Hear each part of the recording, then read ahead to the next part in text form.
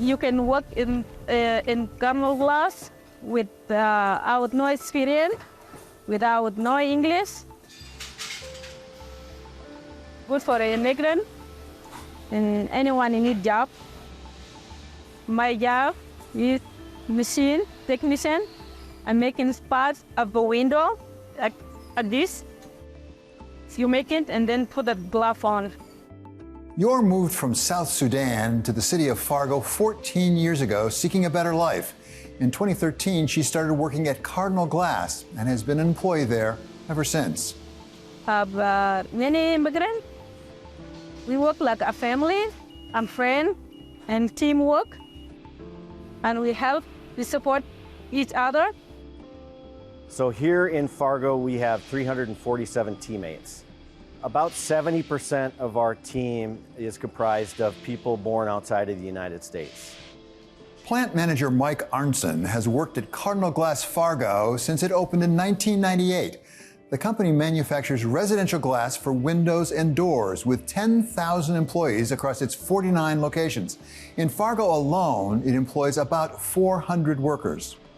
What we want to do is attract and hire the most qualified, the best qualified teammates that we can attract. And it just so happens that a lot of those folks that we're attracting happen to be immigrants.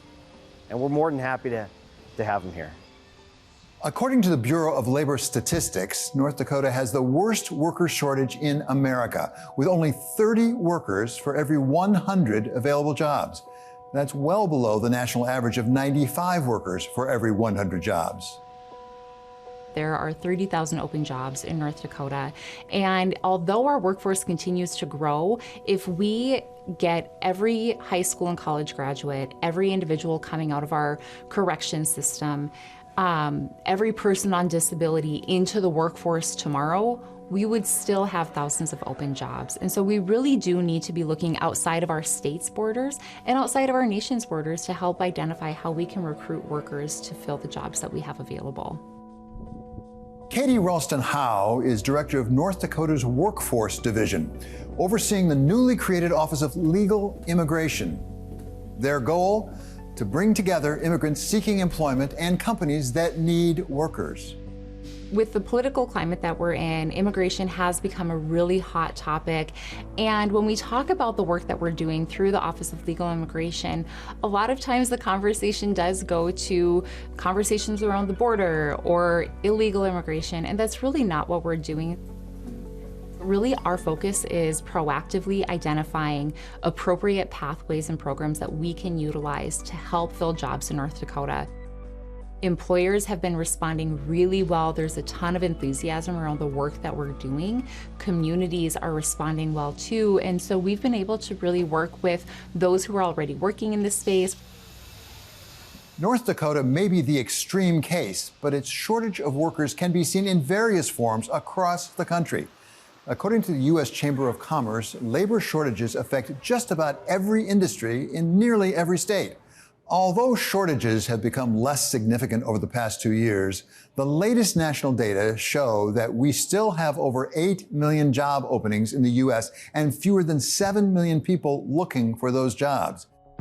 North Dakota businesses like Cardinal Glass have no doubts about how important immigrant workers are to the success of its operations and to the North Dakota economy overall.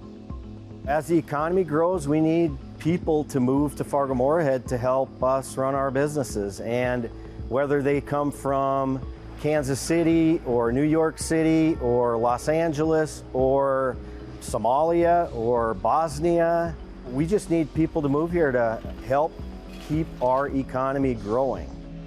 You don't even have to speak English to come work at Cardinal IG. We've cracked the code on that. We have master trainers that are multilingual, that can train our new teammates in their native language. And so we have entry-level jobs where we can get people contributing right away. And as they grow in their comfort in those entry-level jobs, then they can graduate on to jobs with a little more difficulty, a little more skills required, and probably within the course of a year, they can be contributing in a lot of different ways. Since we first talked with Arnston, President Trump came to office and his administration has deported what it says are over 350,000 immigrants. We returned a year later to see what effect the administration's actions may have had on an employer like Cardinal Glass. We have 350 teammates here. 70% of those teammates were born outside the United States, but they're all legal immigrants, so it's had minimal effect so far. But there is a question about Haitian temporary protected status. We have a number of Haitian teammates here, and about 24 of those teammates are here still on a TPS status, temporary protected status, and so they may be asked to move back to Haiti next February unless something changes. Hopefully that Haitian TPS gets extended beyond February. We are working at sponsoring those teammates, but that's a very, very long process, and I hope we can get it done by February, but I'm not sure that that's going to be possible. One of those Haitian teammates is Joseph Fleury, who has been in the United States since 2010 under temporary protected status, a status that is likely to end in February 2026. I got 11 years working here. I like to stay, but for the change the government make right now, so I'm scared because I got TPS and then they want to change everything. So I don't know how I can stay. I hope to stay because my country so bad now. It's so bad because the gang kill people, kidnap people. So it's very difficult to go over there. If I go, how I can live over there? From your point of view, as somebody who employs these workers and others from outside the United States, what comes next for the United States? What should come next? How should we treat the immigration problem?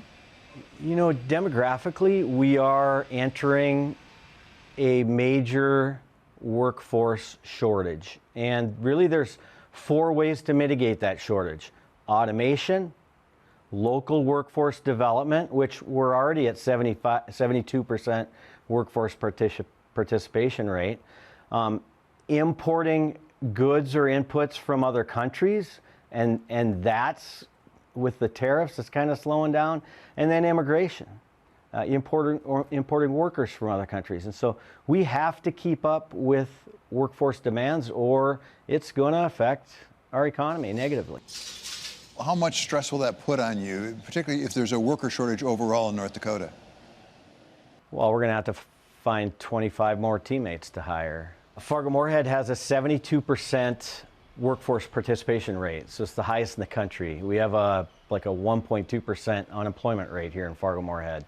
For every unemployed worker, there are 2.4 open jobs here in Fargo-Moorhead. So it's not easy to find new teammates when you need them. And so if 24 of my teammates, and I don't know how many other Haitian folks are here in Fargo-Moorhead under temporary protected status, if they all have to move back to Haiti, it's going to leave a big hole. Despite the TPS extension being up in the air, the Fargo economy remains strong, an economy driven in part by immigrant workers. Our economy continues to grow. You know, we're doing really well. Workers are moving to the region because of the great job opportunities here. You know, at Cardinal IG in Fargo, our wages are 45% above what the nationwide average is for light industrial workers. So we are attracting probably more than our fair share of workers, but it's just not fast enough to keep up with our growing economy.